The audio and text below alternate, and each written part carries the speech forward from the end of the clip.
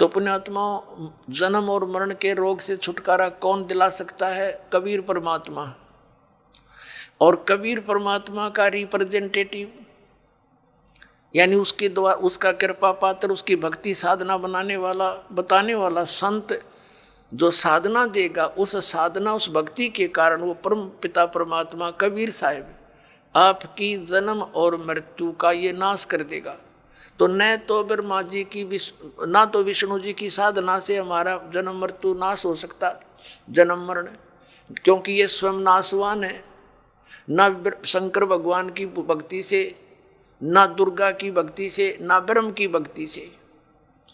गीता ज्ञानदाता ये ब्रह्म है, श्री कृष्ण में प्रवेश करके बोलता है।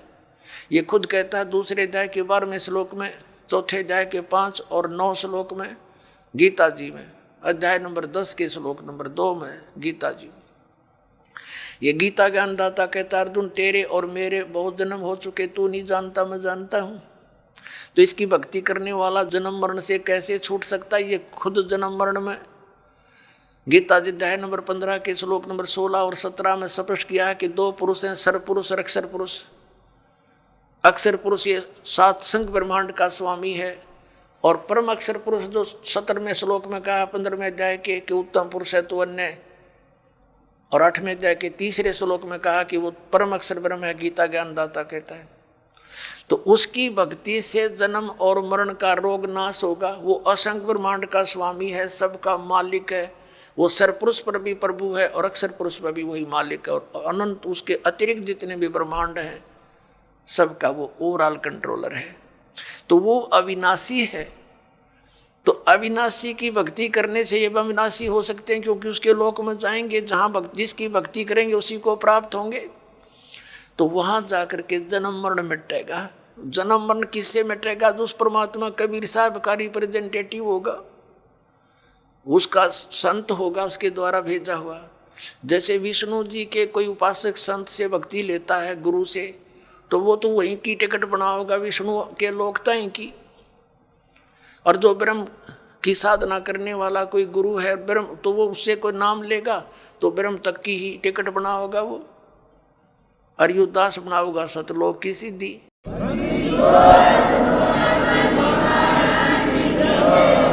अब फिर क्या बात याद दिलाते परमात्मा? जा सतगुरु की मैं बलिहारी, जो जामन मरण मिटाही। यदि सत भक्ति ना की तो फिर क्या होगा? कुल के लोग जंगल में ले जाके दिन ना ठोक जराही, बांध पिंजड़ी आगे धर लिया फिर मरगट को ले जाही।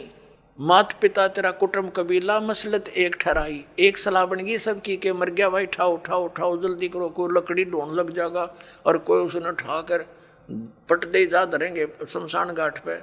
कहते हैं मात पिता तेरा कुटुंब कबीला मसलत एक ठहराई, और बांध पिंजड़ी आगे धर लिया मरगट को ले जाही। अग्नि लगा दिया जद लंबा फूक दिया उस ठाही। अब कर दिया काम, वो शरीर नाश तो करना ही था ना, तो उसमें कीड़े चल जा, ये तो ऐसा शरीर है। इस मिट्टी से हमने सोना बनाना था भक्ति करके, और केवल ये पशु पक्षियों जैसे कर्म किए इस मनुष्य शरीर से हमने नाश कर दिया इस भक्ति का, इस मूलधन का। और फिर आगे के बनेगी जो भक्ति नहीं करके जाते, उसकी आगे कितनी लंबी कहानी बताई है।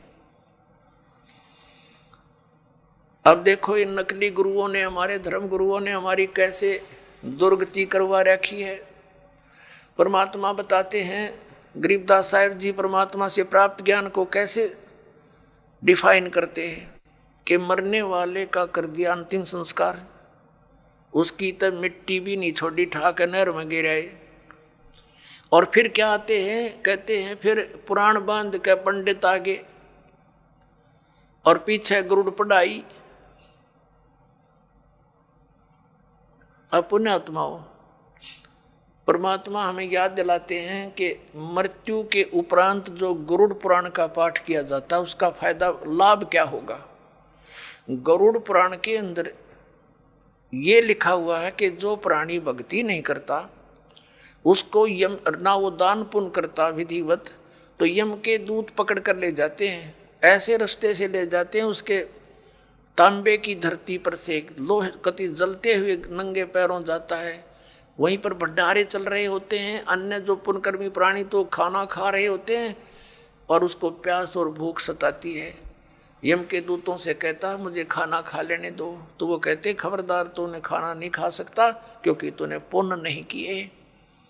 वो रोता है, बुरी तरह बिलखता है, बुरा हाल कर ले जाता है। और फिर वो कहते हैं एक बार ले चल धर्मराज के पास, और क्या आदेश होता तेरी फिर सेहत बनावेंगे, तो फिर गढ़ेंगे। उसका कलेजा फटने को हो जाता है। फिर गरुड़ पुराण में बताया गया है कि जो ऐसे जुल्म करता है उसके हाथ कटता है, वो ऐसे कर्म करता है उसकी आंख फूटती है, वो अंधा होता है। परमात्मा कहते हैं मरने वाला मर गया, उसने जो करना था वो कर लिया। अब वो गरुड़ पुराण मरे पाछे के काम आओगा, उसका जिंदे जी पढ़ाना था ताकि उसको डर लगता, भगवान से भक्ति करता, परमात्मा इन दुखों को याद करके बुराइयों से बचा रहता। अब वो कर्म फोड़ कर चला गया। ईब गरुड़ पुराण का पाठ कराम, इनकी सारी उल्टी रीति। अब परमात्मा क्या बताते हैं कि पुराण उठा, फिर पंडित आगे, गुरुजी आगे, और पीछे गरुड़ पढ़ाई। नर से तीतू पशुआ की जय गद्दा बैल बनाई, ये 56 भोग कहाँ मन बोरे की तो कुरुड़ी चरने जाई। ओए पुण्यात्माओं, इस काल ने हमारी बुद्धि इतनी कमजोर कर दी, हम ये सोचते हैं कि हमने जो आज ठाठ हैं मनुष्य जीवन में, जब चाहे भोजन खा लें भूख लगते ही, जब चाहे चाय बनवा के पी लें, काजू किस्म सेब संतरे खावें, हलवे खीर खा लेते हैं। परमात्मा कहते हैं अगर इतनी सुविधा भगवान ने दी है जिसका कुछ काम भी नहीं आ रहा है, यदि आपने सत भक्ति नहीं की, गुरु धारण किया नहीं, तो फिर क्या होगा। नर से तीतू पशुआ की जय गद्दा बैल बनाई, ये 56 भोग कहा मन बोरे की त कुरडी चरने जाई। ओए होए पुण्यात्मा, हमारा जो हृदय इतना कट्टर हो गया, इतना ज्ञानहीन हो गया हमारा हृदय में कि हम ये सुनकर भी इनू यकीन नहीं होता सचमुच हमारी दुर्गति हो जाएगी। और यह सबसे बड़ी भूल जीव का लगी हुई है। ठीक है, स्वयं बुद्धि काम ना करती तो संतों के वचन सुनने चाहिए। अब कई जैसे हम अपने रिश्तेदारों को या कोई मित्र प्यारे से कहा करते भाई राम नाम ले लो, भक्ति कर लो, हैं गधा बनोगे, कुत्ता बनोगे, वीरान मैटी होगी, हैं तो वो क्या कहा करते, किसने देखा है देखी जाएगी। ले कोई बात हुई है। अब मरे पाछे के अर्गद अपने पाछे के देखी जाएगी, फिर तो कुमार देखेगा, डायमंड का बोरा कड़पा मारेगा लठ। देखना थी देख, बुराई छोड़ भक्ति कर भगवान की। देखो कोई अंधा जा रहा है किसी कुमार्ग पर, गलत रास्ते पर, आगे से कोई आंखों वाला आ गया और उसको कह रहा कि सूरदास ये तेरा रास्ता ठीक नहीं, बहुत भयंकर बियाबान में चला जाएगा, तुझे खा जाएंगे हिंसक जानवर। अब वो यदि होश में है वो अंधा, तो आंखों वाले की बात पर विचार करना चाहिए कि इसने क्यों कहा ये बात, और तुरंत उस मार्ग को त्याग देना चाहिए। और जब उस अंधे ने पी रखी है भांग, तो वो ये कह सकता है कि देखी जाएगी किसने देखा है। अरे आंखों वाला बता रहा है कि उसने देखा तभी तो वो तुझे सतर्क कर रहा है, और तेरा दुश्मन थोड़ा ही है। अंधे ने दिखा नहीं, आँखें वाले की माना नहीं, तो मर कुएं में पड़ गए। तो ये संत महात्मा जिन्होंने भगवान को देखा और वहाँ का सब विधान से परिचित होकर आए, हमें ज्ञान दिया कि ये जो क्रियाएं तुम कर रहे हो ये तुम गलत रास्ते जा रहे हो, इनको त्याग दो। अब ये संत महात्मा जो थे ये आँखों वाले थे, ये तत्व ज्ञान युक्त आँखें रखते थे, और हम अंधे हैं, तत्व ज्ञानहीन प्राणी हैं, और हम आँखों वालों की नहीं मानेंगे। हमने दिखता ना, अर्जुन उन्होंने दिखा, उन्होंने बताया, उनकी हम मानते ना, तो फिर वह बनेगी जो उस अंधे गेल बननी थी पड़बाड़ में। तो क्या बताते हैं, सुखदेव ने 84 भुगती बना पजावे खरवो, तेरी क्या बुनियाद प्राणी तू पेंडा पंथ पकड़वो। परमात्मा के ज्ञान से हमें पता चलता है कि एक सुखदेव नाम के ऋषि थे और वो अपनी सिद्धि के कारण आकाश में उड़ जाते थे, लेकिन गुरु धारण नहीं कर रखा था, ना सत भक्ति कर रहे थे। पिछले जन्म के पुण्य कर्मों से भक्ति शक्ति से उसकी बैटरी चार्ज थी, हवा में उड़ जाने की सिद्धि भी थी। एक दिन साधु संत महात्माओं की गोष्ठी हो रही थी और उसको बताया गया, वो स्वयं भी भगवान विष्णु के लोक में गए थे। विष्णु जी ने उनको रिजेक्ट कर दिया था कि आप निगुरे हो, आपका गुरु नहीं है, वापस जाइए, गुरु बनाइए फिर आइए। फिर उसने अन्य संतों से डिस्कस किया तो सभी ने बताया कि सुखदेव जी आपने गुरु नहीं बना रखा, ये सबसे बड़ी भूल है तेरी। ये जो आप आज हवा में उड़कर चलते हो, इसी से आप ये सोच बैठे हो कि मैंने बहुत कुछ पा लिया, ये कुछ भी सांग नहीं है। जब गुरु नहीं बनाया था, गधे की योनि में जाओगे। जो ही उसको ये बात सुनने में आई तो उसने पिछले जन्म उसका एकदम सामने दिखाई दिया। फिर सुखदेव ऋषि ने बताया कि एक समय मैं गधे की योनि भोग रहा था, अंधा हो गया, मेरे मालिक ने छोड़ दिया, लठ मारे घर से निकाल दिया।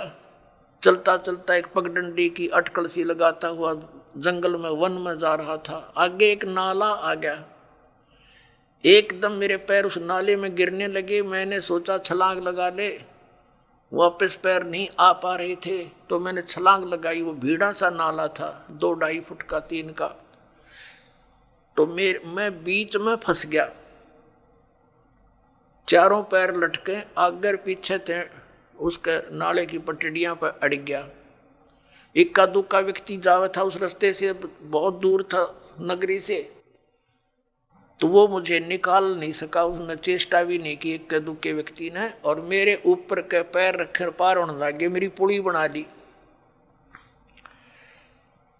10-15 दिन तक भुगत कर जीवन अंत हुआ। अब वो दुख याद आते हैं और भक्ति करता हूँ तो यहाँ परमात्मा भी याद दिलाते हैं कि सुखदेव ने 84 भुगती और बिना पजावे खरवो, खरवा ने गधा, पजावे होते हैं ऊंचे ऊंचे, ये कुम्हार लोग बनाते थे पहले, पुजावा उसके ऊपर ईंटें बनाते जाते, ऊपर बाहर मिट्टी, उस राख को दूर नहीं डाल सकते क्योंकि और सथा नहीं था, उसी के ऊपर बनाते रहे तो बहुत ऊंचा हो जाता है। तो परमात्मा कहते हैं सुखदेव ने 84 भुगती, बना पजावे खरवो, और तेरी क्या बुनियाद प्राणी, तू पेंडा पंथ पकड़वो, तेरी क्या औकात है बोली आत्मा, तो ये रास्ता पकड़ जो मोक्ष मार्ग है, इस मनुष्य जीवन को नष्ट ना करे। अब यहाँ आदरणीय गरीबदास साहिब जी बता रहे हैं, परमात्मा कबीर जी की तरफ संकेत कर रहे हैं। नर से तू पशुआ की जय गद्दा बैल बनाई, ये 56 भोग कहा मन बोरे, कहीं कुरडी चरने जाई। ओए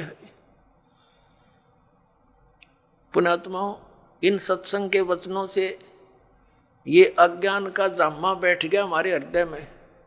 इन परमात्मा के इन हथौड़ों से, इस तत्व ज्ञान से ये फूट जाएगा और फिर सपने में भी डर लगेगा आपको, जब आपके ये पाप कर्म को छट जाएंगे सत्संग के सुनने से।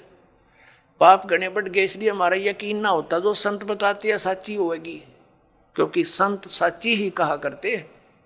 अब आज हम कितना सुंदर आहार करते हैं, और एक छोटे से काम बिना, परमात्मा के नाम बिना, काम करते करते भक्ति करो, चलते फिरते भक्ति करो, ये विधान है। हठ योग कहीं नहीं लिखा किसी सदग्रंथ में। ये हठ योग करते हैं सुबह शाम 2.5 घंटे, ये अपना कर्म बिगाड़ रहे हैं। किसी भी सदग्रंथ में हठ योग करने का विधि नहीं है। अपना काम भी करो और राम भी भजो। नाम उठत नाम बैठत नाम सोवत जागवे, नाम खाते नाम पीते नाम सेती लागवे। फिर क्या बताते हैं भगवान, अपने आत्माओं, इस दास का जन्म एक किसान परिवार में हुआ और अब वो पुरानी बातें याद घनी आने लगी जब ये ज्ञान समझ में आ गया। हमारे एक बैल था और उस बैल के पिछले खुरों में इतनी लंबी 1.5 इंच की कील घुस गई और पता लगा नहीं। हाल ही उसको खेतों में ले गया सारा दिन हल जोता, इतनी लंबी कील लगी रात्रि सुबह वक्त से लेकर गया था, पैर में लंग घनी करे बैल, लेकिन रोका नहीं सारा दिन।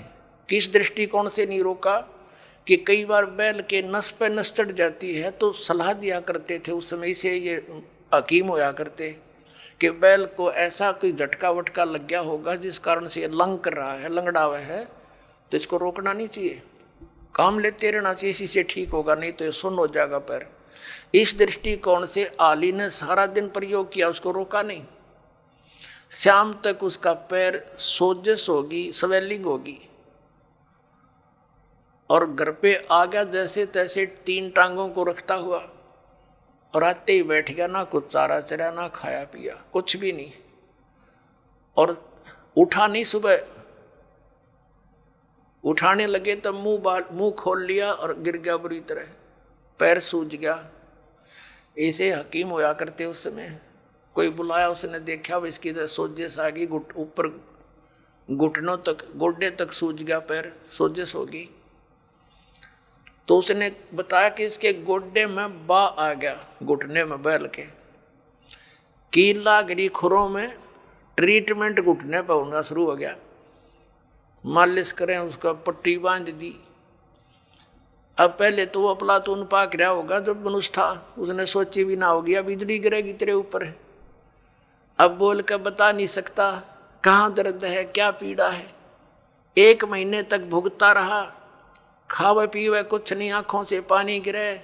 1 महीने के बाद फिर वो अपने आप पक के फूट गया रिस, उसमें से वो मवाद निकलना शुरू हुआ। जब ध्यान गया, अरे तेरे की खुर, ये तो यहाँ कोई डिफेक्ट है। फिर दिखा किसी को, उसने साफ सूफ करके एक चिमटी सी तो देखो कील निकाली इतनी लंबी, तब राहत मिली उस प्राणी को। अब परमात्मा याद दिलाते हैं, कबीर जिव्या तो वाए बली जो रटे हरि नाम, नहीं तो काट के फेंक दियो ये मुख में भलो ना चामे। परमात्मा कहते हैं जीव तो वाए बली, जो भगवान का नाम से मन जाप करे, उसका गुणगान करे, नहीं तो इस चाम की कोई आवश्यकता नहीं, इस मुंह में इसने काट के फेंक दो इससे अच्छा। तो पुण्यात्मा सत साधना ना करने तो यह जुबान छीन ली जाएगी हमारी, हम बोल के बता नहीं सकते। अब वो बातें दास का याद आने लगी जब परमात्मा का युग ज्ञान समझ में आया, ये आंखें खुल गई, रात की नींद गई, दिन की चैन समाप्त हो गया था। जब तक ये साधना नहीं मिली, और मिलने के बाद फिर सिरदर्द की बाजी ला दी। समझा है तो सिरदर पाऊं, भौर नहीं रहे सादा। परमात्मा ने कहा है कि ये संसार समझदा नहीं, कहंदा श्याम दोपहरे नू, और गरीबदास ये वक्त जाता रोगे इस पैरे नू। इस समय ने याद करके रोया करोगे। अके भगवान मनुष्य जीवन में जब भक्ति कर लेते, कुत्ते बन के ऊपर न मुँह कर रोते, उनको कभी कभी प्रेरणा होती है। अके बूंदी बन गई हमारे साथ, रात्रि में सर्दी के समय ऊपर से वर्षा हो रही है, और वो एसी रूम में रहने वाला आज धूम लगवा के और गली में विराजमान है, एक भक्ति ना करने से। और फिर न्यू करे ऊपर न मुकुर को देखे बूंदी बनी, उसको की आत्मा तो वही है जो मनुष्य शरीर में थी, सारी महसूस करते हैं वो। तो यहाँ परमात्मा कहते हैं अच्छे दिन पाछे गए गुरु से किया ना हेत, अब पछतावा के करे बिना चिड़िया चुगी खेत। यानी मनुष्य जीवन रहते ये ज्ञान याद आ जाता है, पता लग जाता है, तो कुछ भी ना बिगड़ा। और वह बिरान माटी हुए पाछे फिर रोए जाओ परिणामों करके। गरीबदास ये वक्त जाता है, मनुष्य जीवन का समय जाता है, रोगे इस पैरे लूँ, इस समय न रोया करोगे जब सत भक्ति नहीं करी। और भक्ति कर रहे हो नकलियों के पास, वो भी रोएंगे क्योंकि वो यूजलेस है, कोई मंत्र नहीं, कोई साधना नहीं, कोई ज्ञान नहीं उनका। तो वह भी बात बिगड़ रही है। पुण्यात्माओं, काल ने घना जुल्म करवा रखा है आपके साथ। परमात्मा की चाह आत्मा को बहुत युगों से है, जब से परमात्मा से बिछुड़ी है, लेकिन काल ने अपने ये दूत छोड़ रखे हैं कि ये मिसगाइड रखें, परमात्मा तक ना जाने दे, और ही कई साधनाओं में उलझाए रखें। ये तो दयालु आते हैं, अपनी समर्थता से हमें इस मार्ग को याद दिलाते हैं और इस पर दृढ़ करते हैं, ना काल इस पर होने ना दे। 100 मन में खरपतवार पैदा कर देता जब सत्ज्ञान सुनता है, और जब अज्ञान सुना करते नो आराम से बैठे रहा करते। जो भी कोई कहता सारी साची, और अब सच शुरू होती है तो ये झूठी लगती है, क्योंकि हमने अज्ञान गणा सुन रखे। अब साधना करते हैं तो गलत करते हैं। क्या बताते हैं परमात्मा? प्रेत शिला पे जा विराजे पितरों पिंड भराई, बोर श्राद्ध खान को आए ये काग भये कल माही। परमात्मा कहते हैं प्रेत शिला पे जा विराजे, भूत बन गए भूत, ये गलत साधना करके। और फिर पितरों पिंड भराई, फिर पिंड भरवाए, और बोर श्राद्ध खान को आए काग भये कल माही। पुण्यात्माओं ये श्राद्ध निकालते हैं, ये कहाँ से लिया इन्होंने ये जुगाड़? जबकि वेदों में मना है कि श्राद्ध नहीं निकालने चाहिए।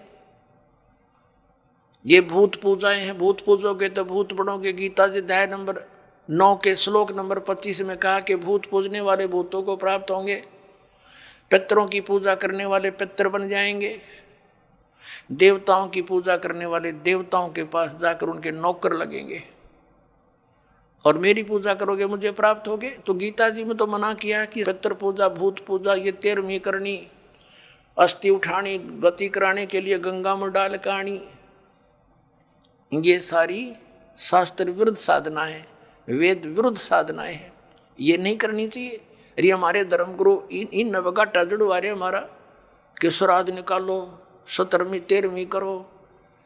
अपनात्मा परमात्मा कहा करते रे भोड़ी सी दुनिया सत्य गुरु बिन कैसे सरिया, रे भोड़ी सी दुनिया सत्य गुरु बिन कैसे सरिया।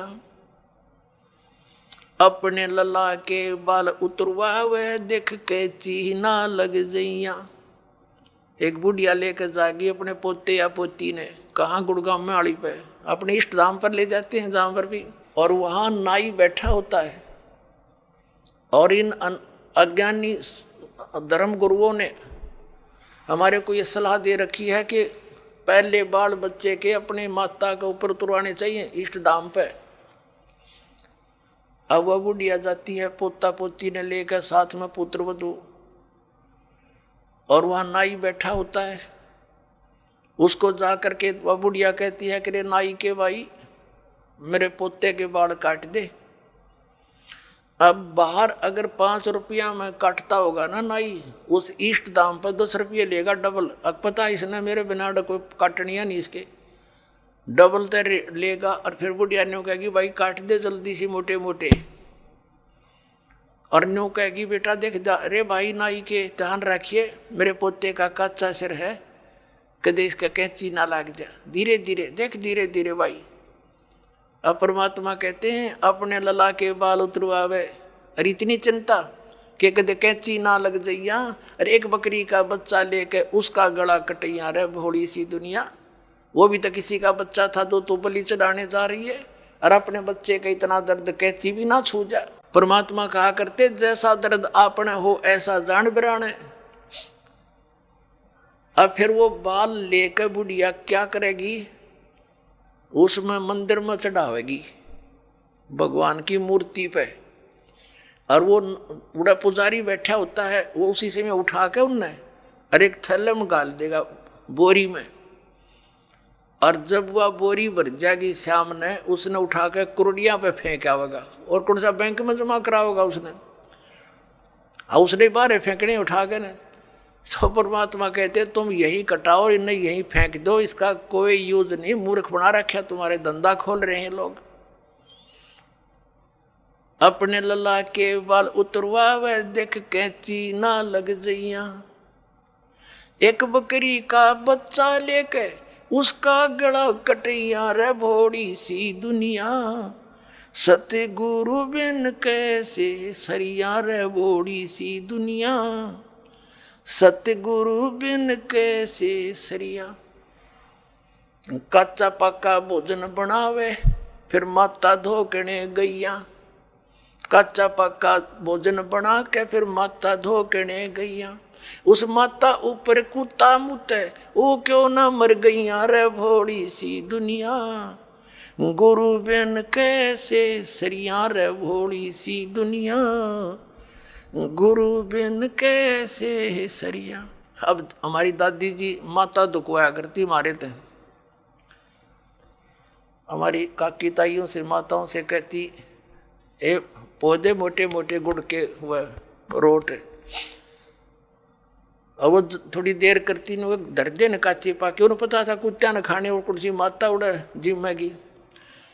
और वहाँ एक माता इतने 2-2.5 फुट की उसकी हाइट, उसके महल की वह मंडी बना रखी होती है, अरे एक चबूतरा सा, और वो बुढ़िया तो ऊपर चढ़ा कर वह तो डाल के उसका आगे परोठे पूड़े वापस नीचे उतरने से पहले 3-4 कुत्ते चढ़ जाएंगे उसके ऊपर। पहले तो उस माता के उस भोजन ने खाएंगे और चलते समय उसकी चोटी में धार मार खाएंगे। अब परमात्मा यूँ कहा करते कि जय वह माता जिसने तो धोकन गई उसे प्रोटेक्शन की, क्योंकि पूजा तो नहीं कराना, कुछ बचाव करे हमारा, उसके आप शर्मा कुत्ते मुत्ते तो वह तेरा बचाव क्या करेगी बुढ़िया। अब परमात्मा क्या बताया करते, परमात्मा क्या बताया करते, आप पे लिपे आप पे पोते और आप पे बनावे ओई, और उस पर बुढ़िया फिर पोते मांगे। देख अकल कहाँ से खोई। एक वही माता देखी हमने पूजती, एक औरत क्या चित्र बना लेती थी दीवार पर, आप पे बनाती और फिर उसका कागज जोत जात ला के अर्नो कहे,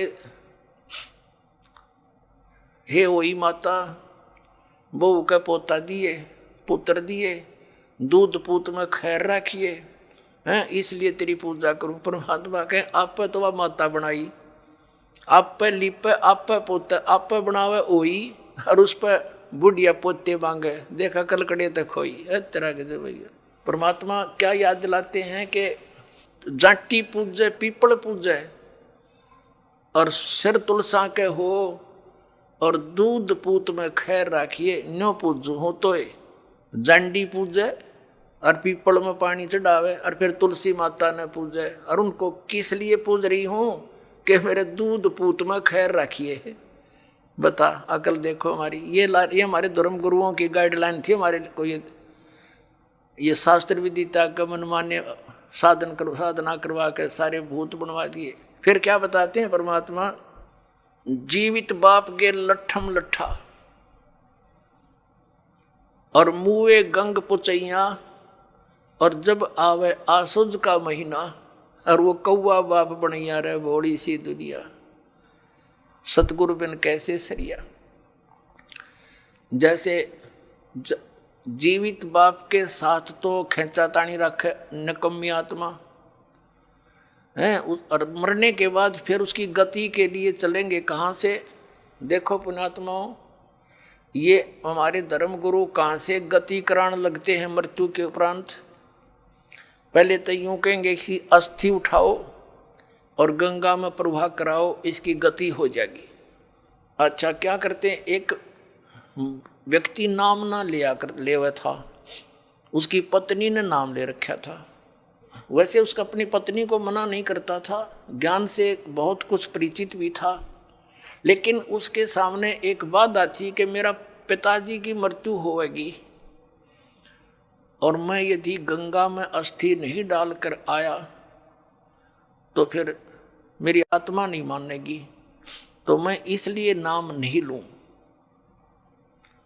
एक दिन वो बता रही थी उसकी पत्नी कि मेरे तायसरे की मृत्यु होगी, यानी उसके ताऊ की, और वो लेकर गए उसकी अस्थियों को गंगा घाट पे। वहाँ बैठे वो पांडे, और वहाँ इन्होंने अपने अक्षेत्र बांट रखे हैं कि ये मेरे अक्षेत्र का, ये मेरे अक्षेत्र का। जाते ही पूछ लेते कहाँ से आए जी, वो बता दिया जी ऐसे ऐसे सोनीपत से आए। अच्छा अच्छा आज तुम हमारे हो। वो पकड़ ले गए। तो वहाँ जाकर उसने देखा, खोल कर पिछला सारा इतिहास बता देते हैं। तो क्या बोले वह, नो बोले यजमान इब कद बहुत दिन माए रे तेरा गजब भयो, अब उन्हों कह रही थी कि वो बतावा था उसका पति कि मेरा माथा ठनक्या कि दुश्मन तो इन्हों बाट देखा हम रोज मरा, इन्हों क्या स्तीप कद बहुत दिन वाए गति कराण। तो वो कहने लगा उसके बाद मेरा वहाँ से मन हट गया कि वो तो हमारी सारा दिन जो है ना ये कुशोण मनावे हैं। पुण्यात्माओं गति करवा दी, किस गति करवा दी कि गंगा में अस्थि डलवा दी, होगी गति। फिर कहें 13वीं करो, 13वीं किस लिए कि गति कराने खातिर। अच्छा वह 13वीं भी कर दी। फिर कहें अब इसके सरहद निकालो, पहले प्रत्येक महीने किया करते, फिर छठे महीने और बड़ा व्यवस्था करते थे, और फिर 1 वर्ष के बाद वो कंप्लीशन होता था, उसका समापन करते थे। 1 साल में पूरे वर्ष लगे रहते थे गति कराने। और फिर क्या करते हैं, परमात्मा कहते हैं प्रेत शिला पैजा बिराजे पितरों पिंड भराई। फिर पिंड भरवा दो, पितरों की मुक्ति हो जाएगी। परमात्मा क्या कहते हैं, जीवित बाप के लट्ठम लट्ठा हर मुए गंग पुचैया। और जब आया आसोज का महीना, कौआ बाप बनैया रे बोली सी दुनिया। अब फिर आगे श्राद्ध के समय आसोज का महीना, तो जिस तिथि को कोई घर का सदस्य मृत्यु को प्राप्त होता है तो हमारे धर्म गुरु वो तिथि नोट कर लेते हैं। आसोज के महीने में अमावस्या से लेकर पूर्णमासी तक उस किसी भी तिथि को मृत्यु होती है तो उस दिन विशेष कार्यक्रम करते हैं, श्राद्ध निकालते हैं। और सबसे पहले क्या करते हैं, वो बना के भोजन ऊपर रखते हैं छत पे, और उसी समय कौवे आकर खा जाते हैं। तो वो क्या कहते हैं हमारे धर्मगुरु, देखो भोग लग गए तेरे पिताजी, हो सकता कौआ बन रहे हो। अरे भले आदमियों, गति करान लागे थे, कौआ बना के छोड़ दिया। ये है इनके साधन। अब परमात्मा कहते हैं प्रेत शिला पैजा बिराजे पितरों पिंड भराई। और बहुत सरहद खान को आए, काग बने कलमाई। आगे क्या बताते हैं, जय सतगुरु की संगत करते सकल कर्म कट जाई। अमरपुरी पर आसन होते जहां धूप ना छाई। अब क्या बताते हैं, जय सतगुरु की संगत करते, सतगुरु मिल जाते तो ये सारे कर्मों तो पीछा छूट जाता, ना श्राद्ध निकालने, ना भूत बनना, ना कौवे और पशु की योनियों में जाना। और फिर क्या होता, अमरपुरी पर, अमरपुरी जिस स्थान का कभी नाश ना हो, सतलोक सनातन परम धाम की प्राप्ति हो जाए, जब सतगुरु मिल जाए तो और ये झंझट मिट जाए सारे। और ये हमारे गुरुजी धर्म गुरु ने कहा श्राद्ध तो वैसे निकालना चाहिए, इन्हें तो हमारे कर्म बिगड़वाने का ठेका ले रखा था। पुण्यात्माओं, पवित्र हिंदू धर्म के जो सदग्रंथ हैं, पवित्र 4 वेद और पवित्र श्रीमद् भगवद गीता, और 5वां वेद जो परमात्मा कबीर जी की वाणी जो उनके मुख कमल से बोला गया, उसमें कंप्लीट ज्ञान है, सभी सदग्रंथों का सारांश है। वो तो इनके हाथ नहीं लगा, क्योंकि उन्होंने इन संस्कृत के ज्ञाताओं ने वो तो रिजेक्ट कर रखा था। कबीर साहब की वाणी तो एक अशिक्षित की वाणी है, इस करके वो हमारे पास, हमारे तक नहीं आने दिया। तो इनमें जो पुराण हैं, ये पुराण क्या चीज़ है, ये 4 वेद, उन 4 वेदों का सारांश श्रीमद् भगवत गीता। लेकिन श्रीमद् भगवत गीता में कुछ अटकल युद्ध कराने के लिए इस काल भगवान ने लगाई हैं, वो अलग से दिखाई देती है। और जो वेदों से मेल खाता वो गीता जी का ज्ञान खरा है, बिल्कुल सत्य है, क्योंकि वो वेद ज्ञान गॉड गिवन है, परमात्मा का दिया हुआ है। तो हमने परमात्मा के आदेश का पालन करना है। और पुराण क्या है, ये ब्रह्मा जी द्वारा दिया गया ज्ञान, ब्रह्मा जी से सुना, फिर कुछ अन्य ऋषियों ने किसी और से सुना हुआ ज्ञान, वो सब खिचड़ी बना के पुराण बना दी। अब वेदों में इन श्राद्ध आदि कर्म कांड का निषेध है, और गीता जी में निषेध 9वें अध्याय के 25वें श्लोक में स्पष्ट किया है, भूत पूजने वाले भूत बनेंगे। ये देखिएगा, श्रीमद् भगवत गीता, गीता प्रेस गोरखपुर से प्रकाशित है, जयदयाल गोविंद का इसके अनुवादक है। अध्याय नंबर 9 का ये है, अध्याय नंबर 9 श्रीमद् भगवत गीता, श्लोक नंबर 25। देवताओं को पूजने वाले देवताओं को प्राप्त होंगे, पितरों को पूजने वाले पितरों को प्राप्त होते हैं, और भूतों को पूजने वाले भूतों को प्राप्त होते हैं, और मेरा पूजन करने वाले मुझको ही प्राप्त होते हैं। अब ये श्राद्ध कितना आगे फिर, अब आपको दिखाते हैं एक झलक पुराणों में क्या लिखा है। एक मार्कंडेय पुराण है। एक रुचि नाम के ब्राह्मण थे, ऋषि, और उसने वेदों को समझा पढ़ा। ये ज्ञानी आत्मा थे कि मनुष्य जीवन केवल मोक्ष प्राप्ति के लिए प्राप्त होता है। इसलिए उसने ना तो विवाह कराया, ब्रह्मचारी पद पर रहते हुए 40 वर्ष की उम्र हो गई थी, और अपना जंगल में वन में रहता था, कोई मकान झोंपड़ी भी नहीं डाल रखी थी। ये सोच करके मोक्ष प्राप्ति करानी है, क्या संग्रह करना है, 2 दिन का जीवन है। अब वो वेदों अनुसार साधना कर रहा था, रुचि ऋषि, और उसके जो पिताजी, दादाजी, परदादाजी और चौथा दादाजी वो मर चुके थे, वह भूत बन रहे थे, और वो भी ऋषि थे, ब्राह्मण थे। उनने भी ये कर्मकांड करे और करवाए थे, तो भूता बनेंगे वह। तो वो चारों दिखाई दिए और कहा, बेटा तूने विवाह क्यों नहीं करवाया? विवाह करवा के तुम हमारा श्राद्ध करता हैं और हमारी गति हो जाती। अब रुचि कहने लगा कि पितामहो, वेद में तो ये मना कर रखा है, ये श्राद्ध श्रुद्ध निकालना, ये कर्मकांड करना, ये तो मूर्खों का मार्ग है।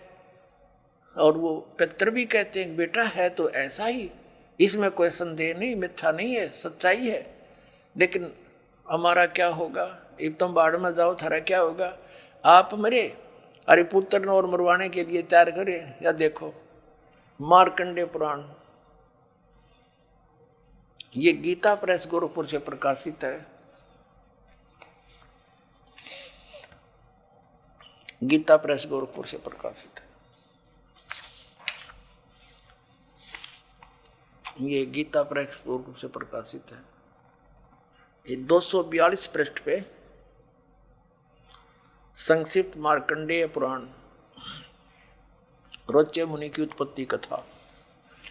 मार्कंडेय जी कहते हैं कि ब्राह्मण, पूर्व काल की बात है, प्रजापति रुचि ममता और अहंकार से रहित इस पृथ्वी पर विचरते थे। उन्हें किसी से भय नहीं था, वे बहुत कम सोते थे। उन्होंने न तो अग्नि की स्थापना की थी, न अपने लिए घर ही बना रखा था। वे एक बार भोजन करते और बिना आश्रम के ही रहते थे। उन्हें सब प्रकार की आसक्तियों से रहित एवं मुनिवर्ती में देख उनके पितरों ने उनसे कहा, ये देखिए, ये चारों आगे भूत बन रहे, ये देखो, ये रुचि ऋषि है, ये इनके पहले बने हुए वो पंडित जी सारे भूत पूज का भूत बन गए। अब ये दिख गए इसने सारे इकट्ठे। पितर बोले, बेटा विवाह स्वर्ग और अपवर्ग का हेतु होने के कारण एक पुण्यमय कार्य है। ये तो इन पितरों के वचन हैं, ये तो पितरों के वचन है जो अपनी सलाह दे रहे हैं। अब देखना, उसे तुमने क्यों नहीं किया? ग्रस्त पुरुष समस्त देवताओं, पितरों, ऋषियों और अतिथियों की पूजा करके पुण्यमय लोकों को प्राप्त करता है। वह सभा के उच्चारण से देवताओं को, शब्द से पितरों को तथा अन्नदान, बलि, वैष्णदेव आदि से भूत आदि प्राणियों एवं अतिथियों को उनका भाग समर्पित करता है। बेटा, हम ऐसा मानते हैं कि गृहस्थ आश्रम को स्वीकार न करने पर तुम्हें इस जीवन में कलेश पर कलेश उठाना पड़ेगा तथा मृत्यु के बाद और दूसरे जन्म में भी कलेश ही भोगना पड़ेगा। रुचि ने कहा, पितरगण, परिग्रह मात्र ही अत्यंत दुख एवं पाप का कारण होता है। तथा उसे मनुष्य की अधोगति होती है, उससे मनुष्य की अधोगति होती है। यही सोचकर मैंने पहले से त्रिसंग्रह नहीं किया। अब यहां देखो, पितर बोले बेटा, जितेंद्रिय होकर आत्मा का प्रक्षालन करना उचित है, किंतु तुम जिस मार्ग पर चल रहे हो वह मोक्ष मार्ग है। बता, इसने तो घटिया मान रहे मोक्ष मार्ग ने कि तुम जो कर्म कर रहे हो जिस मार्ग पर चले तो मोक्ष मार्ग है।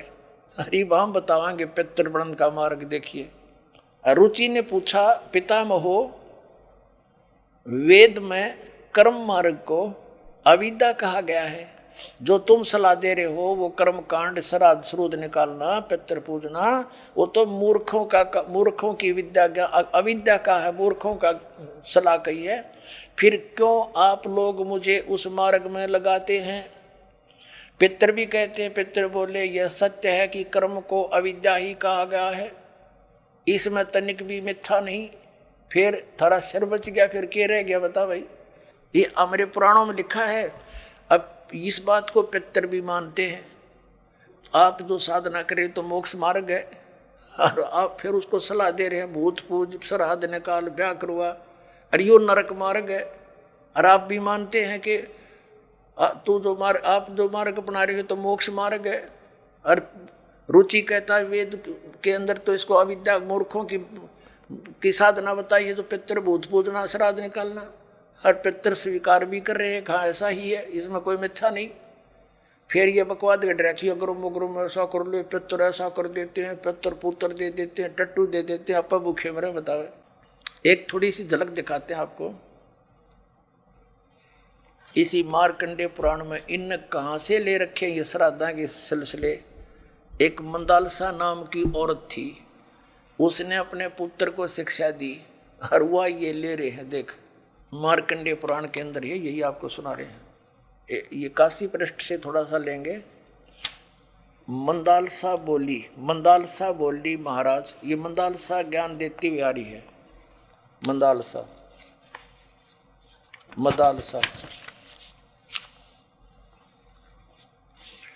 ये 82 पृष्ठ पे संक्षिप्त मार्कंडेय पुराण, यहां देखिए। अब ये क्या सलाह दे रही है कि जो पितर देवलोक में हैं और जो त्रिक योनियों में ये पशु पक्षी बने हुए हैं, और जो मनुष्य योनियों में एवं भूत वर्ग में स्थित हैं, भूत बन रहे हैं, और वे पुण्यात्मा हों या पापात्मा, जब भूख प्यास से विकल होते हैं तो वे अपने कर्मों में लगा हुआ मनुष्य पिंड दान तथा जल दान के द्वारा उन्हें तृप्त करता है। इसी तरह वह देवताओं और अतिथियों को भी संतुष्ट रखता है। देवता, मनुष्य, पितृ, भूत प्रेत, गुहक पक्षी, कृमि और कीट आदि भी मनुष्यों से ही जीविका चलाते हैं। अब ये क्या बता रही है कि चाहे तो वो जो पितर देवलोक में हैं, जो त्रिक योनिया में पड़े हैं, और जो मनुष्य योनियों में यानी भूतादि पितर बन रहे हैं, वे पुण्यात्मा हों या पापात्मा, सब भूखे प्यासे मरते रहते हैं। तो वो टट्टू देवलोक में हुए, भूखे मरते प्यासे मरे। अब क्या बताते हैं आगे, ये देखिएगा यहाँ क्या बताया है संक्षिप्त मार्कंडेय पुराण 92 पृष्ठ पे। इनमें से जो नरक में निवास करते हैं, जो पशु पक्षी की योनियों में पड़े हैं, तथा जो भूत प्रेत आदि के रूप में स्थित हैं, उन सब को विधि पूर्वक श्राद्ध करने वाला यजमान तृप्त करता है। कैसे करता, सुनो।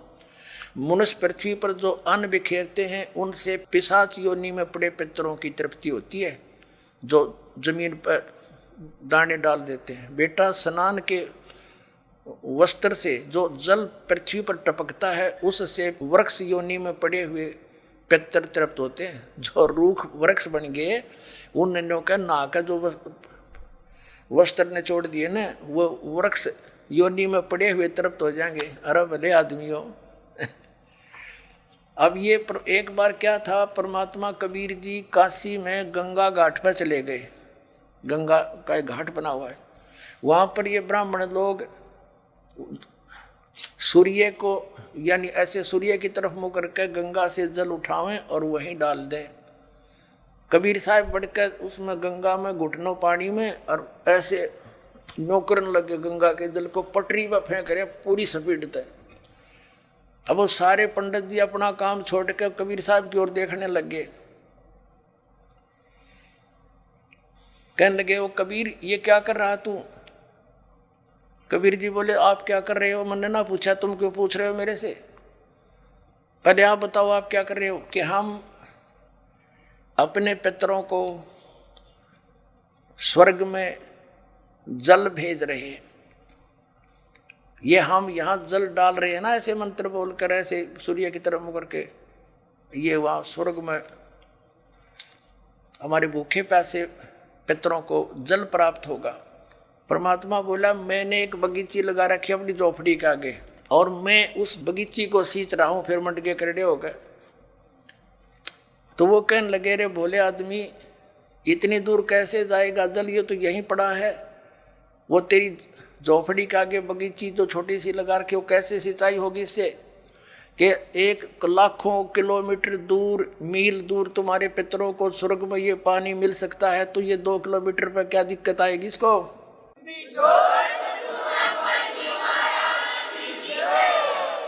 तो उनकी चौंध टूट गई। पंडित जिया ने फिर अपना गलती स्वीकार की, मालिक की शरण ग्रहण करी। अपने आत्माओं वही यहाँ ये सिस्टम है। देखो अब देखो इनके आगे फिर मार्कंडेय पुराण हम पढ़ रहे हैं 92 पृष्ठ पे 92 पे। उससे वृक्ष योनि में पड़े हुए पितर तृप्त होते हैं। अच्छा वृक्ष तो है इतना बड़ा और पानी निचोड़ा कपड़े का उड़ा गंगा के किनारे, बताओ वृक्ष कैसे तृप्त होगा? उसमें तो बाल्टी भर गिरनी पड़ेंगी। तो किसी मूर्ख बना रखे देखो। और नहाने पर अपने शरीर से जो जल के कण इस पृथ्वी पर गिरते हैं उनसे उन पितरों की तृप्ति होती है जो देव भाव को प्राप्त हो रहे हैं। देखो इनकी अकल। कहते हैं नहाने के बाद जो छींटे छाटे पृथ्वी पर पड़ते हैं ना, वो जो देवता बन गए उन पितरों की तृप्ति होती है। वो टट्टू देवता बन गए जब इससे पानी तो छकेंगे उड़ा हुआ तरह अकल बना मार रखी मारी। देखो इन्हें देखो नहाने पर अपने शरीर से जल के कण इस पृथ्वी पर गिरते हैं ना, उनसे उन पितरों की तृप्ति होती है जो देव भाव को प्राप्त हुए हैं, जो देवता बन रहे हैं। और पिंडों के उठाने से वो पिंड भरवाते हैं, अन्न के कण पृथ्वी पर गिरते हैं ना, उनसे पशु पक्षी योनियों में पड़े हुए पितरों की तृप्ति होती है। बता वो पशु योनि में की भैंस बन कर खड़ी होगी उनकी, वह माई या दादी ताई काकी हैं, और उड़ा वह कण गिरे पृथ्वी पर कीता है। वह भैंस तो उड़े एक टोकरा ना भूस खावा डेली, एक कण ते क्यों कर छिकेगी वह है तेरा के। आइए अब हम उन श्रद्धालुओं के अनुभव जानते हैं जो जगत गुरु तत्वदर्शी संत रामपाल जी महाराज जी से दीक्षा प्राप्त कर चुके हैं तथा उनके द्वारा बताए गए भक्ति मार्ग पर चल रहे हैं। नमस्कार जी। नमस्कार सर। क्या नाम है जी आपका? प्रतिभा साहू, जिला बिलासपुर छत्तीसगढ़ से हूँ सर। संत रामपाल जी महाराज से नाम दीक्षा आपने कब ली? संत रामपाल जी महाराज से नाम दीक्षा 8 मई 2014 को ली थी सर। प्रतिभा जी आपने क्या क्या भक्ति साधनाएं की हैं अभी तक? संत रामपाल जी महाराज से भक्ति करने से पहले मैं बचपन से ही जब होश भी नहीं संभाली थी तब से गायत्री परिवार शांति कुंज हरिद्वार से जुड़ी थी सर। तो फिर आप संत रामपाल जी महाराज जी की शरण में कैसे गईं? सर मैं गायत्री परिवार में तो जुड़ी थी, मेरा पूरा परिवार भी जुड़े हुए हैं, अभी से जुड़े हुए हैं, मगर उसमें जुड़ने से मेरे को कोई लाभ नहीं हुआ, उल्टा हानि ही हानि हुआ सर। तो जैसे शादी होने के बाद एक पति पत्नी का जो गृहस्थ जीवन रहता है, ये मेरे को कुछ भी सुख नाम का चीज़ ही नहीं था। अपने ज़िंदगी से मैं तंग आ गई थी सर। मैं यहाँ तक कि इतना मारपीट होता था कि मैं पायजन भी ले ली थी। फिर पायजन लेने के बाद मैं अपने मायके में चली गई थी, मायके में बैठ गई थी। वहाँ मायके में बैठने के बाद मेरे को मेरे पति तलाक का नोटिस भी दे दिए थे। उसके बाद मेरे को पति को कोई संत रामपाल जी महाराज का शिष्य है, वो बोले कि अपनी पत्नी को ले आओ, सब ठीक हो जाएगा। तो मेरे पति बोले ऐसा कुछ नहीं हो सकता, मैंने ये लाता। तो मेरे को ऐसा विश्वास ही नहीं होता कि कोई दुनिया में ऐसा कोई है कि नोटिस जारी होने के बाद पति पत्नी मिल जाए, मगर वो लोग बोले कि एक बार विश्वास करके तो देखो, पुस्तक तो पढ़ के देखो। तो फिर मेरे पति पुस्तक पढ़े, संत रामपाल जी महाराज के ज्ञान गंगा पुस्तक पढ़े। फिर ज्ञान गंगा पुस्तक पढ़ने के बाद मेरे पति बरवाला गए। बरवाला में जाने के बाद वो नाम दीक्षा लिए। फिर गुरुजी संत रामपाल जी महाराज आए, आशीर्वाद दिए, तो फिर आए। फिर उसके बाद गए तो बोले गुरुजी, संत रामपाल जी महाराज से बोले गुरुजी आप तो सब ठीक कर दिए, बस मेरा एक ही परेशानी है कि मेरी पत्नी अपने मायके में है, मैं कैसे करूं। तो गुरुजी संत रामपाल जी महाराज बोले कि बेटा उनकी गलती नहीं है, आप उनको घर ले आओ और कैसे भी करके आश्रम ले आओ। तो फिर मेरे पति मेरे को लेने के लिए गए, लेकर आए। फिर मेरे को बोले चलो बरवाला चलते हैं। यहाँ घर आई तो घर में देखी कि जो भी जिसको मैं मानती थी, गायत्री माता को मानती थी, उनका फोटो भी नहीं था, कुछ भी नहीं था। तो मैं बोली आप दूसरे पंथ में चले गए हो, मगर मैं तो नहीं गई हूँ, मेरा भगवान क्यों आप इधर उधर किए। तो बोले चलो ठीक है, आप अपना भगवान ले आओ। उसके बाद मैं लाई। फिर 2-3 दिन बाद मेरे पति बोले कि चल बरवाला चलते हैं। तो मैं बोली कि मेरे को नहीं जाना है बरवाला, मैं क्यों जाऊंगी, आप दूसरे पंथ में गए हो तो जाओ, मैं नहीं जाती। गायत्री माँ मेरी माँ है, उसको मैं नहीं छोड़ सकती। तो बोले नहीं, एक बार आप चल के तो देखो, नाम मत लेना, मगर घूमने के लिए तो चलो। तो मैं बोली ठीक है। फिर जाते जाते भगत जी ऐसा हुआ कि संत रामपाल जी महाराज मेरे को स्वयं ट्रेन में आए और सब सो गए थे, बोगी का लाइट भी बंद हो गया था, मगर संत रामपाल जी महाराज आए और बोले बेटा आपको नींद नहीं आ रही है। तो भगत जी मैं इतनी अनबुद्धि, इतनी अनजान थी कि मैं स्वयं संत रामपाल जी महाराज को मैं पहचान नहीं पाई।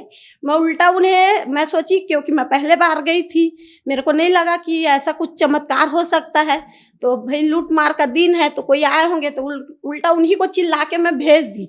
फिर सुबह जब उठी तो जाके देखी बोगी में वो नहीं थी। फिर अपने पति को मैं बोली कि यहाँ एक बुजुर्ग आया था, बैठा था, वो कहाँ उतरा। तो बोले ऐसा कोई नहीं आया। जो मेरे साथ में संत रामपाल के शिष्य थी वो भी बोले कि ऐसा तो कोई नहीं बैठा है यहाँ, तुम किसको बोल रही हो। तो मैं बोली नहीं, आया था, लंबा सा था, गोरा सा था, बाल पका हुआ था, दाढ़ी मुझ कुछ नहीं था और सफ़ेद बंगाली हुए पहने हुए थे, वो आए थे। तो उन लोग बोले बस पर गुरुजी ही आए थे, तुमको पता नहीं चला। तो मैं बोले ऐसे कैसे चमत्कार हो सकता है, गुरुजी आए। फिर रास्ते में झगड़ा होते होते गए। उन लोग बोले इतना चमत्कार दिखाने के बाद भी तुम नाम नहीं लूंगी बोल रही है, ले ले ले ले उनके सी से। मैं बोली नहीं, मेरे को नहीं लेना है, तुम लोग चुपचाप रहो। ऐसे करके झगड़ा होते होते गई। फिर आश्रम जैसे ही गई, मस्त खाई पी, फिर सो गई। थके हारे गई थी, ट्रेन में ऐसे भी नींद तो पड़ता ही नहीं है, तो थके हारे गई थी। उसके बाद भी जब मैं आश्रम में सोई तो रात में जो अपना गायत्री परिवार मिशन से जुड़ी हुई थी, तो उनमें से गुरु थे। तो वो गुरु आए और बोले कि बेटा, बोले कुएं के पास से प्यासा मत जाना, पानी पी कर ही जाना। तो मैं बोली अरे कैसे बोल रहे हैं। अच्छा, फिर उसके बाद मैं फिर सोई तो फिर वही आवाज़ आया। तो मैं बोली है परमात्मा, मैं बोली यहाँ आई हूँ तो कुछ ना कुछ होगा, उसका कुछ तो संकेत करो मेरे को। जो ऐसा बोल रहे हैं, मेरे कान में आवाज़ आ रहा है और उठ के देखती हूँ तो कोई नहीं है। तो फिर मेरे मन में तुरंत आ गया कि नहीं, मेरे को नाम लेना ही है। फिर उसके बाद सुबह 4 बजे, थके हारे थी, सब सोए थे, फिर भी मैं 4 बजे उठी और उठ के नहा धो के तैयार होके आ गई। फिर अपने पति बोली कि मैं भी नाम लूँगी। मेरे पति बोले अरे ऐसा क्या चमत्कार हो गया जो आप नाम लेना चाहती हो, कल तक तो झगड़ा करते आई है। तो मैं बोली नहीं, मेरे को लेना है यानी लेना है। फिर उसके बाद नाम 2014 में फिर नाम ले लिया, 8 मई 2014 में संत रामपाल जी महाराज से। संत रामपाल जी महाराज से नाम दीक्षा लेने के बाद आपको क्या लाभ मिले? भगत जी संत रामपाल जी महाराज से नाम लेने के बाद इतना लाभ मिले कि शायद बताने के लिए दिन भी छोटा पड़ जाए, मगर इतना थोड़ा बहुत बता सकती हूँ।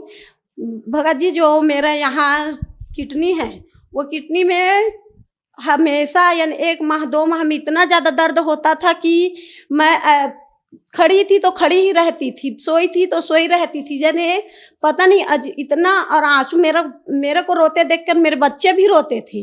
कितना भी रात रहे उन लोग तुरंत डॉक्टर लेके आते थे, मगर कुछ भी नहीं होता था। बस सुई हुई दे के जाते थे, दवा देते थे, ठीक रहती। फिर उसके बाद 1 माह 2 माह में वैसे ही होता था। मगर जब से संत रामपाल जी महाराज से दीक्षा ली हूँ, पता नहीं वो कहाँ गायब हो गया है कि अब ऐसा लगता है कि मेरा कुछ बीमारी ही नहीं है। और दूसरा लाभ ये है कि मेरी गुड़िया है, वो अभी 16 साल की हो चुकी है। तो वो कक्षा तीसरी में पढ़ रही थी, तब वो ऐसा हुआ कि वो प्रेत बाधा का हो गया। वो जैसे ही घर से निकलती थी तो जाती तो मस्त थी, क्योंकि पढ़ने में होशियार है, तो जाती थी मस्त। उसके बाद जाने के बाद वो घर तुरंत रिटर्न आ जाती थी, बोलती थी कि मेरे पीछे कोई है, मेरे पीछे कोई है। इतना ज़्यादा प्रेत बाधा हो गया था हम लोग को, यानी कि हमारे घर में अच्छे से रह भी नहीं पाते थे। कोई ना कोई कुछ ना कुछ टोना जादू लगा ही दिए रहते थे। ये सब ठीक हो गया। मेरा बच्चा है सर, वो अभी 14 साल का है। उसके पेट में गांठ बन गया है कंठी माला जैसे। तो उसको वो आया स्कूल से और गिर गया, हम लोग को पता भी नहीं था, तो गिर गया। फिर उसके बाद गिरने के बाद हम लोग डॉक्टर के यहाँ ले गए, एक्सरे वगैरह कराए। डॉक्टर बोले कि इसके पेट में गांठ है और ऑपरेशन से ही ठीक होगा। पूरा पेट में कंठी माला जैसे पूरा माला रहते हैं, गुथाए रहते हैं, वैसे ही गुथाया हुआ है। तो ये जब 18 साल का होगा तब इसका ऑपरेशन होगा, वरना नहीं होगा, ठीक नहीं होगा। और कुछ भी खाएगा तो शायद ये बचेगा, ऐसा टाइप का बोले। तो हम लोग परेशान हो गए थे, मगर गुरुजी के से मेरा बच्चा भी नाम लिया था। तो हम लोग बोले बेटा जो नाम मिला है वो नाम कर, अच्छे से नाम कर, अच्छे मर्यादा में रह के भक्ति कर, फिर बाकी पर गुरुजी सब संभाल लेंगे, संत रामपाल जी महाराज करके। तो आज मेरा बेटा इतना तंदुरुस्त हो गया है कि मोहल्ले में सबसे अच्छा, सबसे तंदुरुस्त और सबसे हट्टा कट्टा मेरा बेटा ही है। मैं एक मिल चलाती हूँ सर, धान कूटने वाला। तो मैं बोली कि मेरे पति फेरी में जाते हैं, तो मैं बोली गुरुजी से कि हे गुरुजी, मैं बोली कि अभी का दिन है और कपड़ा बेचते हैं दिन भर, तो कभी बिक जाता है तो ठीक है, और कभी नहीं बिकता है तो भी, तो अब मैं कब तक ऐसी मिल चलाऊंगी। गुरुजी आप कुछ तो करिए, चमत्कार हो सके तो मेरा बड़ा वाला मिल कर दीजिए, जिससे कुछ तो घर में होगा, आमदनी आएगा, तो अच्छे से आपकी सेवा भी कर पाएंगे ऐसे करके। तो गुरुजी 8 लाख का जो राइस मिल है, जो 8 लाख का प्रोजेक्ट है, उसको परमात्मा पता नहीं कैसे हम लोग को कहाँ से मिला दिए। कुछ पैसा मेरे मायके से दिए, कुछ अपने मित्रों से लिए, और कुछ पैसे ऐसे ही पता नहीं कहाँ से हो गया कि हम लोग का 8 लाख का प्रोजेक्ट यूं ही चुटकी में ही पर गुरुजी संत रामपाल जी गुरुजी यूं ही चुटकी में ही लगवा दिए। जैसे कि आपने बताया कि संत रामपाल जी महाराज से नाम दीक्षा लेने के बाद आपको बहुत सारे इनाम मिले, तो जो दर्शक अभी आपका इंटरव्यू टीवी पर देख रहे हैं और वो भी संत रामपाल जी महाराज से नाम दीक्षा लेना चाहते हैं, तो कैसे ले सकते हैं? सर, संत रामपाल जी महाराज से नाम दीक्षा तो आप आजकल तो मोबाइल का ज़माना आ गया है, आप लोग सोशल मीडिया, ट्विटर, फेसबुक सब इसमें भी अपने जो संत रामपाल जी महाराज के शिष्य हैं वो लोग लगे हुए हैं। तो आप उनके ज़रिए से भी आप नाम दीक्षा ऑनलाइन, चाहे तो ऑनलाइन या नज़दीकी नामदान केंद्र है वहाँ से आप नाम दीक्षा ले सकते हैं। और इससे ज़्यादा आप सत्संग देखेंगे तो सत्संग में हर चैनल में आता है, तो उसके नीचे आपको एक छोटी सी पीली पट्टी दिखाई देगी सर, जिसमें संत रामपाल जी महाराज का आश्रम का नंबर रहता है। उसे आप नंबर कॉल करके आप नाम दीक्षा ले सकते हैं सर। धन्यवाद जी। धन्यवाद सर।